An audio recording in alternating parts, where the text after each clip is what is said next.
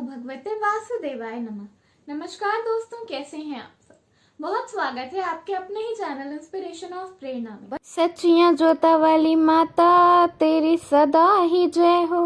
ऊंचे ऊंचे पहाड़ों वाली माता तेरी सदा ही जय हो। माता रानी के नवरात्र चल रहे हैं और आज नवरात्र का चौथा दिन है। हम सब खुशी से झूम रहे हैं, हमारा मन खुशहाल है, हमारे मंदिर दिव्य हो गए हैं और हमारा घर खुशी उल्लास से भरा हुआ है। जी हाँ, माता रानी के नवरात्र में हर तरफ से खुशियाँ बरस रही हैं। हर तरफ से हर इंसान माता रानी को मनाने की कोशिश कर रहा है। हर तरह के प्रयत्न किए जा रहे हैं, माता के जगराते किए जा रहे हैं, माता के भंडारे किए जा रहे हैं। हर इंसान अपनी हैसियत के हिसाब से, अपनी बुद्धि के हिसाब से, अपनी श्रद्धा के हिसाब से, अपनी क्षमता के हिसाब से हर वो काम कर रहा है जिससे कि माता रानी को प्रसन्न किया जा सके। नवरात्रों में माता रानी को मनाने का एक सबसे आसान तरीका होता है कन्या पूजन। जी हाँ, शास्त्रों में भी बताया गया है कि माता रानी नवरात्रों में पूजा पाठ करने से जितनी खुश नहीं होती, उतनी ज़्यादा कन्या पूजन से खुश होती हैं। बहुत सारे लोग महाअष्टमी और महानवमी को कन्या पूजन करते हैं, तो वहीं कुछ लोग सप्तमी को भी कन्या पूजन करते हैं। कन्या पूजन में ज़्यादातर लोग छोटी छोटी कन्याओं को 1 से 10 साल के वर्ष की कन्याओं को हलवा, पूड़ी, खीर, पूड़ी, चने खिलाते हैं। लेकिन क्या आप जानते हैं कि एक ऐसी चीज़ है जिससे छोटी कन्याओं को खिलाने से माता रानी अति शीघ्र प्रसन्न होती हैं। तो आज मैं आपको बताने जा रही हूँ एक बहुत ही साधारण सी चीज़ जो कि आपको बहुत ही आसानी से मिल जाएगी, जिसको कि किसी भी छोटी कन्या को खिला देने से आपकी हर तरह की समस्याओं का अंत हो जाएगा। आपके घर में माता रानी का स्थायी रूप से वास होगा, आपकी ज़िंदगी खुशियों से भर जाएगी और माता रानी आपसे खुश रहेंगी और आने वाला पूरा साल आपका खुशियों से भरा हुआ होगा। हलवा पूड़ी, खीर पूड़ी, बताशे, इसके अलावा एक बहुत ही ज़रूरी चीज़ है जो कि नवरात्र के दौरान हर छोटी कन्या को, जिसे भी आप नवमी पूजा में या अष्टमी पूजा में अपने घर बुलाते हैं, उसे ज़रूर खिलाना चाहिए। वो होता है नारियल। नारियल माता रानी को अति प्रिय होता है। नारियल, जिसे कि श्रीफल भी कहा जाता है, महालक्ष्मी को, महादुर्गा को अति प्रिय होता है। नारियल की पूजा करने से, नारियल पूजा में अर्पित करने से ऐसी मान्यता है कि पूजा सफल हो जाती है।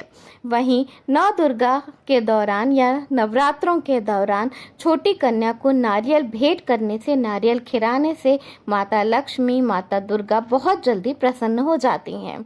तो इसके लिए आपको करना क्या है कि आपको बाजार से एक पानी वाला नारियल ले आना है। अगर आपको पानी वाला नारियल ना मिले तो आप सूखा नारियल या नारियल का गोला भी ले सकते हैं। आप जब नारियल अपने घर ले आएं तो उसे धोकर शुद्ध कर लें और उसके बाद उसे तोड़ लें। स्त्रियों को और लड़कियों को नारियल कभी भी नहीं तोड़ना चाहिए। ऐसी मान्यता है कि नारियल एक बीज फल होता है और क्योंकि स्त्रियां और लड़कियां संतान को जन्म देती हैं, इसलिए कभी भी उन्हें नारियल की बलि नहीं देनी चाहिए। शास्त्रों में ऐसा बताया गया है कि नारियल हमेशा जेंट्स को या लड़कों को ही तोड़ने चाहिए, तो नारियल कभी भी लड़कियों को नहीं तोड़ने चाहिए। तो नारियल या तो आप बाज़ार से ही तोड़वा कर ले आएँ या फिर आप चाहें तो आपके घर में जो भी जेंट्स हों, आप उनसे वो नारियल तोड़वा सकते हैं। नारियल तोड़ने के बाद आप उसे माता रानी के चरणों पे रखें, माता रानी को अर्पित करें। उसके साथ साथ गौरी गणेश को भी नारियल ज़रूर अर्पित करें और नारियल के साथ साथ थोड़ी सी मिश्री या बताशे का भोग भी ज़रूर लगाएं। उसके बाद माता रानी के चरणों से वो नारियल उठाकर आप किसी भी छोटी कन्या को भेंट कर दें, उसे खिला दें। ऐसा करने से आपके समस्त दुखों का अंत होता है।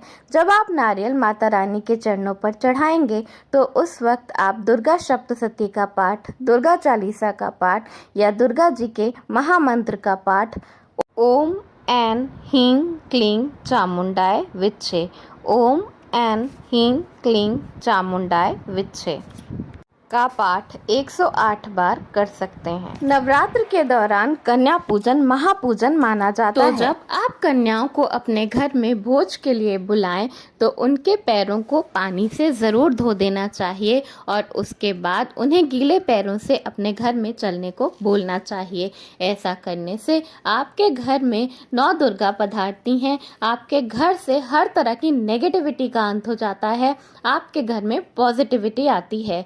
इसी तरह जब आप कन्याओं को अपने घर पे कन्या पूजन के लिए बुलाते हैं तो उन्हें कोई ना कोई श्रृंगार का सामान अवश्य भेंट देना चाहिए।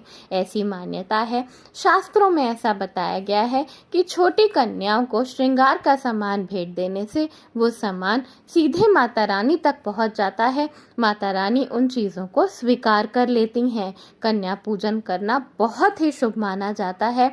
कन्या पूजन करना महापूजन माना जाता है। अगर आपने अपने घर में कलश की स्थापना की है या नहीं की है, या आप अपने घर में कन्याओं को बुलाकर उनको खाना खिलाते हैं, कन्या भोज कराते हैं या नहीं कराते हैं, फिर भी आप इस तरह से नारियल का पूजन करके किसी भी छोटी कन्या को नारियल दे सकते हैं। इसके लिए ये बिल्कुल ज़रूरी नहीं है कि आपने कलश की स्थापना की ही हो या आपके घर में आप कन्या पूजन करें। आप नारियल किसी एक कन्या को, दो कन्याओं को या 9 कन्याओं को भी दे सकते हैं, वो आपकी अपनी इच्छा पर है। जब आप नारियल कन्या को दें तो नारियल के साथ साथ थोड़ी सी मिश्री यानी कि मीठा भी ज़रूर दें। ऐसा करने से आपकी ज़िंदगी में मिठास घुलती है। तो नवरात्र के दौरान किसी भी एक कन्या को बुलाकर, छोटी कन्या को बुलाकर 1 से 10 वर्ष के बीच की कन्या को बुला लें और अपने घर में कन्या पूजन ज़रूर करें। और कन्या पूजन करने के बाद कन्या को नारियल भेंट भी करें और उसे नारियल मिश्री के साथ अवश्य खिलाएं। ऐसा करने से आपके ज़िंदगी से हर तरह की समस्याओं का अंत होता है। माता रानी आप पे प्रसन्न होती हैं, आपकी ज़िंदगी खुशियों से भर जाती है, आपको ज़िंदगी में तरक्की ही तरक्की देखने को मिलती है। शास्त्रों में बताया गया है कि अगर कन्या पूजन ना किया जाए तो नवरात्र का व्रत संपूर्ण नहीं होता। कन्या पूजन करना बहुत ही शुभ माना जाता है। तो नवरात्र के दौरान अपनी क्षमता के अनुसार, अपनी बुद्धि के अनुसार कन्या पूजन ज़रूर करें। जब आप अपने घर में कन्या पूजन करें तो आपको ये मानकर कन्या पूजन करना चाहिए कि आपके घर में स्वयं नौ दुर्गा पधारी हैं। उनका उसी तरह से सम्मान करना चाहिए और उसी तरह से आपको स्वच्छता और शुद्धता का ध्यान रखना चाहिए जिस तरह से आप देवी जी की पूजा करते वक्त स्वच्छता और शुद्धता का ध्यान रखते हैं। जब आप कन्या पूजन के लिए खाना बना रहे हो, पकवान बना रहे हो, तो वो किसी भी तरह से जूठा नहीं होना चाहिए। उसे बिल्कुल भी चख कर नहीं देखना चाहिए। नव दुर्गा का भोग लगाने के बाद ही आपको कन्या पूजन करना चाहिए। इसलिए भोग को बिल्कुल स्वच्छता से बनाना चाहिए। जिन स्त्रियों को मासिक धर्म चल रहा हो उनको नौ दुर्गा का भोग नहीं बनाना चाहिए। उसी तरह उन्हें कन्या पूजन का भी भोग नहीं बनाना चाहिए। कन्या पूजन का भोग बनाने से पहले आपको स्नान अवश्य कर लेना चाहिए और साफ स्वच्छ वस्त्र पहन के ही कन्या पूजन करना चाहिए। धन्यवाद। वीडियो पसंद आया हो तो लाइक ज़रूर करिएगा, दोस्तों में शेयर कर दीजिएगा। चैनल पर नए हैं तो चैनल को सब्सक्राइब कर लीजिएगा। धन्यवाद। राधे राधे।